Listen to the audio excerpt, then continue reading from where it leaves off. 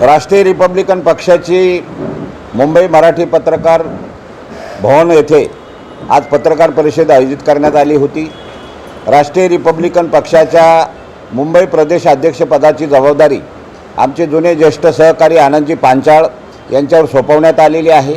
आनंदजी पांचाळ यांच्या माध्यमातून संपूर्ण मुंबई शहरामध्ये राष्ट्रीय रिपब्लिकन पक्षाचा झंझावात ते उभा करतील आणि संपूर्ण मुंबई शहरामध्ये राहणाऱ्या आमच्या गोरगरीब जनतेपर्यंत हा राष्ट्रीय रिपब्लिकन पक्ष घेऊन जातील, अशा प्रकारचा मला ठाम विश्वास आहे।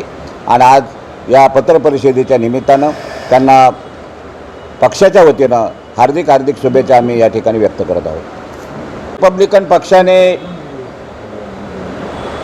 विदर्भ, मराठवाडा, पश्चिम महाराष्ट्र, उत्तर महाराष्ट्र, मुंबई, कोकण या रिजनल वाईज विभागामध्ये विधानसभेची तयारी सुरू केलेली आहे आणि मुंबईमध्ये देखील राष्ट्रीय रिपब्लिकन पक्षाने 9 विधानसभा लढवण्याचा निर्णय घेतला आहे आणि त्या दृष्टिकोनातून आमच्या मुंबईचे समस्त नेते आणि पदाधिकारी निवडणुकीच्या कामाला लागलेले आहे। मुंबईमध्ये 36 मतदारसंघ जरी असले परंतु ज्या ठिकाणी आमच्या पक्षाचं प्राबल्य आहे, प्रभाव आहे, कार्यकर्त्याची टीम आहे, अशाच ठिकाणी आम्ही मुंबईमध्ये इलेक्शन लढवणार आहोत।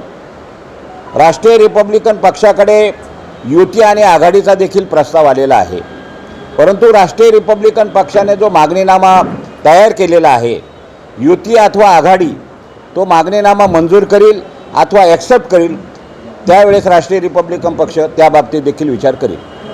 महिला, युवक आणि इतर समाजातल्या लोकांना किती संधी देणार आहे? राष्ट्रीय रिपब्लिकन पक्ष नुसता विधानसभाच नव्हे, महानगरपालिका, नगरपालिका, जिल्हा परिषद, पंचायत समिती या सगळ्या निवडणुकांमध्ये महिला असतील, युवती असतील, आमचे तरुण उमेदवार असतील, या सगळ्यांनाच आम्ही समाविष्ट करून राष्ट्रीय रिपब्लिकन पक्षामध्ये ज्येष्ठांस युवकांना देखील आम्ही संधी देणार आहोत।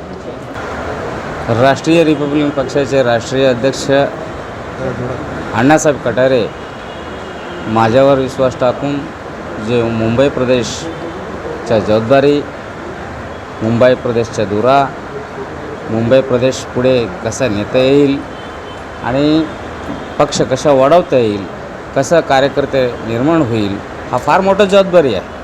हा पूर्ण जबाबदारी येणाऱ्या पुढच्या काळामध्ये मी पूर्णपणे पार पाडेल असा राष्ट्रीय अध्यक्ष अण्णासाहेब कटारे यांना विश्वास व्यक्त करतो। आणि आज या पत्रकार परिषदेत सर्वांच्या मी माझ्यासोबत आलेल्या सर्व कार्यकर्ते यांना घेऊन पुढे एक मोठा टीम निर्माण करून मी काम करेल असा विश्वास व्यक्त करतो।